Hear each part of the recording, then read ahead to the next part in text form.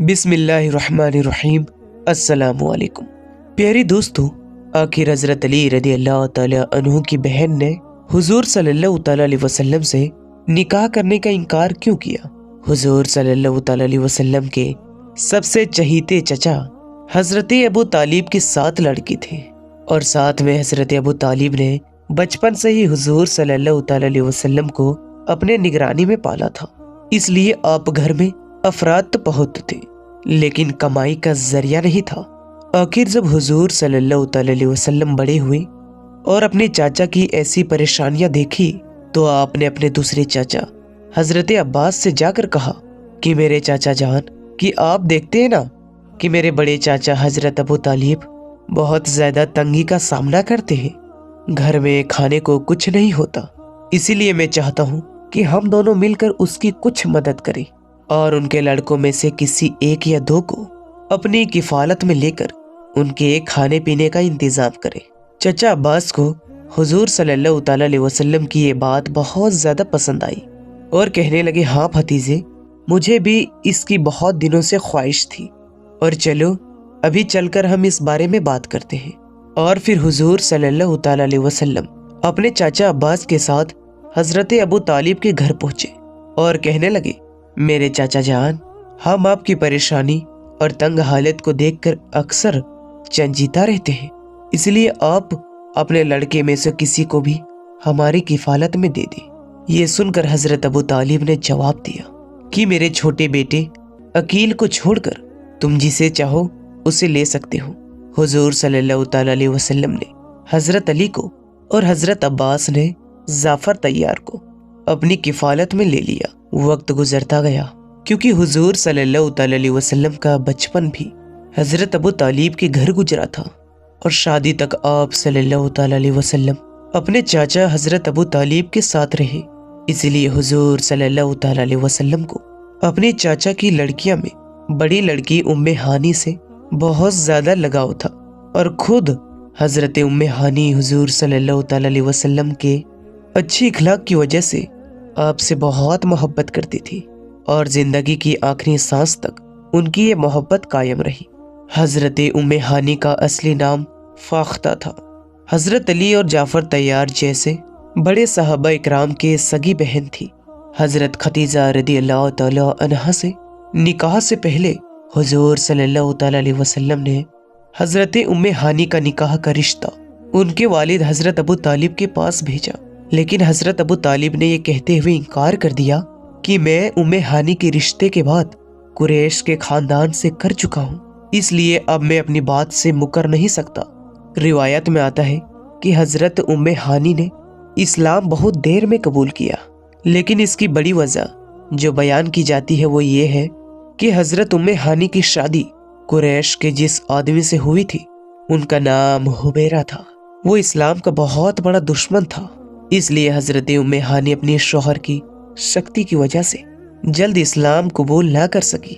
लेकिन कुछ लिखने वालों ने यह भी लिखा है कि हजरत उम्मे हानी इस्लाम के शुरू जमाने में ही मुसलमान हो गई थी, लेकिन शौहर की शक्ति की वजह से आपने इस्लाम को जाहिर ना किया और आखिर जब फतह मक्का हुआ और हुजूर सल्लल्लाहु ताला अलैहि वसल्लम सहाबा इकराम के एक बड़े लश्कर के साथ मक्का में बादशाहों की तरफ दाखिल हुई, तो अब किसी काफिर की भी हिम्मत ना थी कि हुजूर सल्लल्लाहु ताला अलैहि वसल्लम के सामने तेज आवाज में भी बात करे।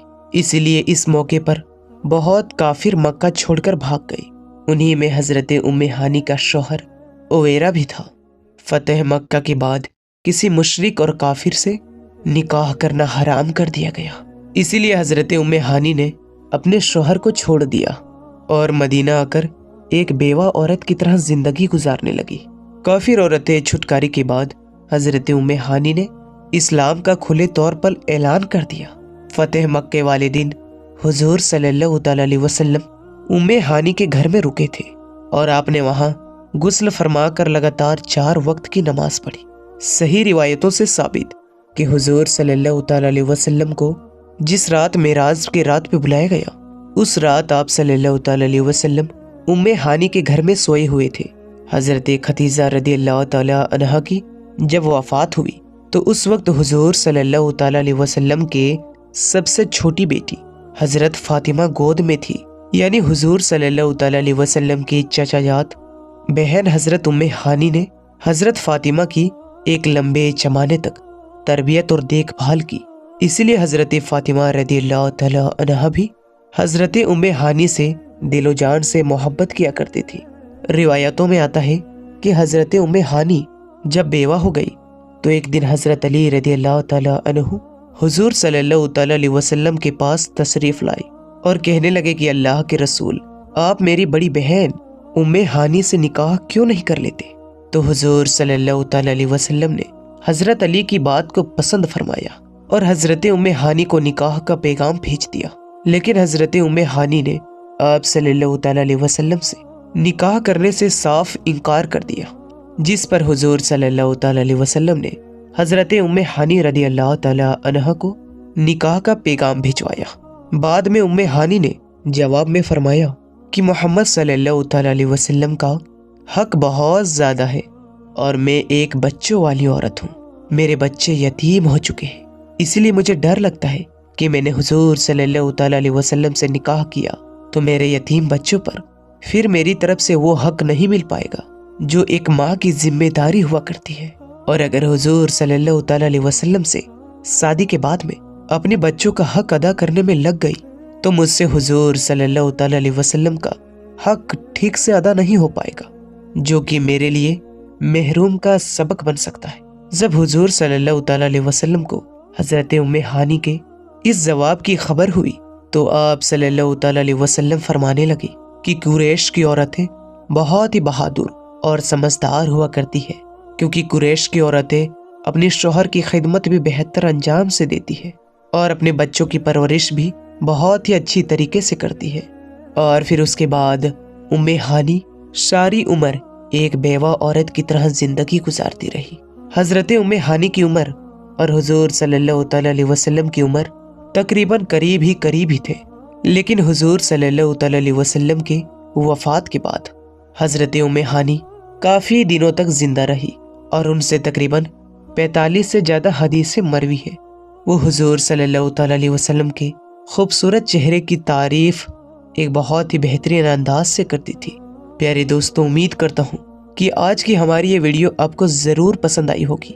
پسند آنے کی صورت میں نہ صرف اسے لائک کریں بلکہ اپنے دوستوں اور رشتہ داروں میں ضرور شیئر کریں۔ پھر ملیں گے انشاءاللہ تعالیٰ ایک اچھی اور نئی ویڈیو کے ساتھ۔